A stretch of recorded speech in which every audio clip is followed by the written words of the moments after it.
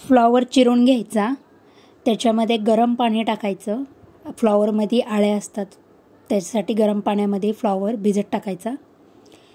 त्यानंतर एक मोठा बटाटा घ्यायचा, त्याचे काप करून घ्यायचे. त्याच्या आधी आपण कांदा आणि टमॅटो चिरून घेतलेले आहे. एक मोठा कांदा आणि एक टमॅटो. बटाटा लाल पडतो त्यासाठी त्यात पाणी टाकून ठेवायचे.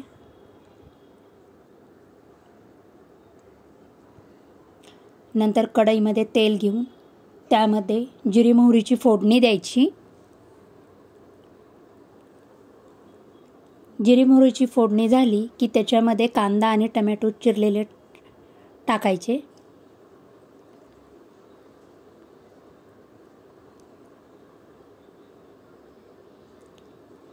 कांदा टमॅटो चांगले फ्राय झाले की आपण एक 5 मिनिटासाठी कांदा टमॅटो शिजावा त्यासाठी आपण एक झाकण ठेवायचं. 5 मिनिटं झालेली आहेत. कांदा टमॅटो बघू शकता आपला फ्राय झालेला आहे. आता ह्यामध्ये आपण चिरलेले बटाटे टाकायचे.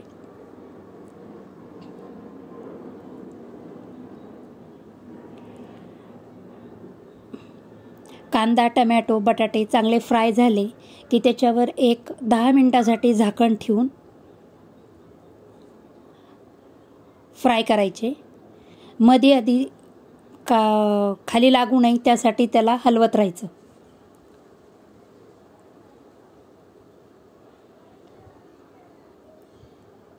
आपले 10 मिनिटं झालेली आहेत.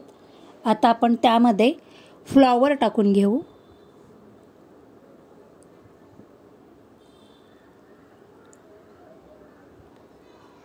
फ्लॉवर टाकल्यानंतर आपण अर्धा चमचा हळद, 1 चमचा लाल तिखट,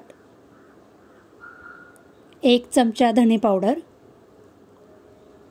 आणि चवीनुसार मीठ टाकून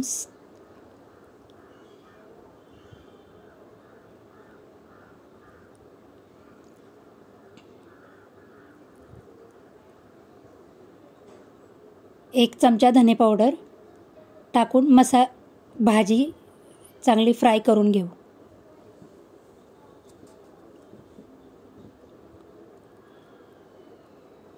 सगळे मसाले आपले फ्लॉवर आणि बटाट्याला लागले पाहिजेत.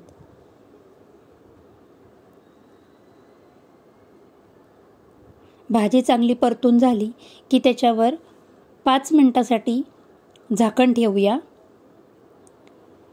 5 मिनिटांनी पहा आपली भाजीला मसाले सगळे व्यवस्थित लागलेले आहेत. आता आपण त्यात पाणी टाकून फ्लॉवर आणि बटाटा शिजवून घेऊ.